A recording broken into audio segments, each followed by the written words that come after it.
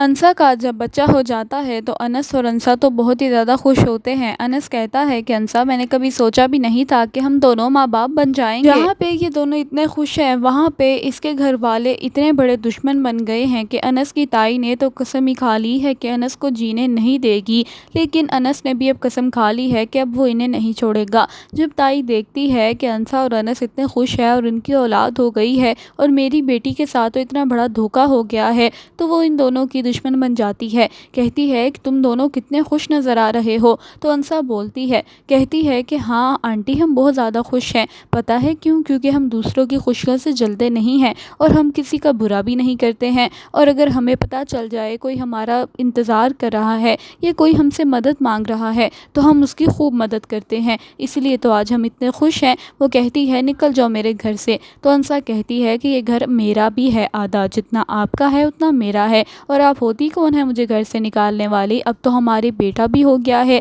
اور اب تو میرا بیٹا ہی اس جائیداد کا وارث ہے، اور اب تو ہم کہیں نہیں جانے والے۔ آپ نے اگر جانا ہے تو آپ یہاں سے چلی جائیں، میں اور انس اور ہماری اولاد تو ساری زندگی اسی گھر میں رہیں گے۔ اتنے میں انسا کہتی ہے کہ انس، میں نے کبھی سوچا بھی نہیں تھا کہ ہم دونوں ماں باپ بن جائیں گے اور ہم دونوں اتنے بڑے ہو جائیں گے۔ کل ہی کی تو بات لگتی ہے کہ ہم گلیوں میں کھیلا کرتے تھے، اسکول کالج جایا کرتے تھے، اور اب دیکھو آج ہم خود ماں باپ بن گئے ہیں، اور جب ہمارا بیٹا تھوڑا سا بڑا ہوگا تو پھر ہم اسے بھی اسکول ڈالیں گے۔ انس اور انسا بہت ہی زیادہ پیار بھری باتیں کرتے ہیں اور ایک دوسرے کو خوش رکھنے کی بھرپور کوشش کرتے ہیں۔ جہاں پہ تائی نے تو قسم ہی کھا لی ہے کہ یا تو تائی اس گھر میں رہے گی یا تو انسا اس گھر میں رہے گی، کیونکہ انسا کے آنے سے پہلے انس کے منہ میں تو زبان تھی ہی نہیں۔ انس تو وہی کرتا تھا جو اس کی تائی امی کہتی تھی، اور انس بیچارہ اپنے تائی ابو کے آگے زبان تک نہیں کھولتا تھا۔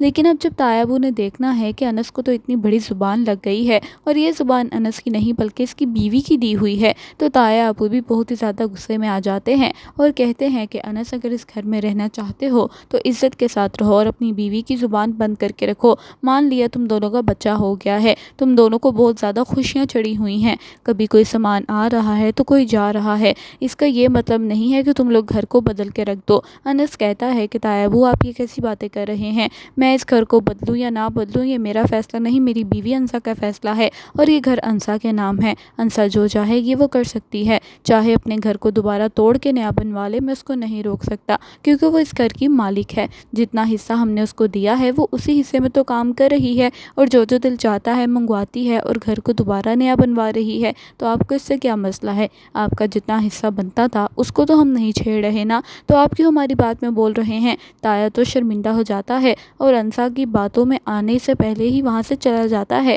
کہتا ہے، لو آ گئی ہے یہ لڑکی، اب یہ اپنی باتیں بنائے گی اور مجھے اپنی باتوں میں الجھا دے گی، اس لیے میں تو یہاں سے چلا ہی جاؤں تو بہتر ہے۔ اس لیے تایا وہاں سے چلا جاتا ہے۔ انس اور انسا بہت ہی زیادہ خوش نظر آ رہے ہیں۔ اب اگلی قسط میں کیا ہوگا، آپ کی کیا رائے ہے؟ ہمارے ساتھ ضرور شیئر کیجیے گا۔ اللہ حافظ۔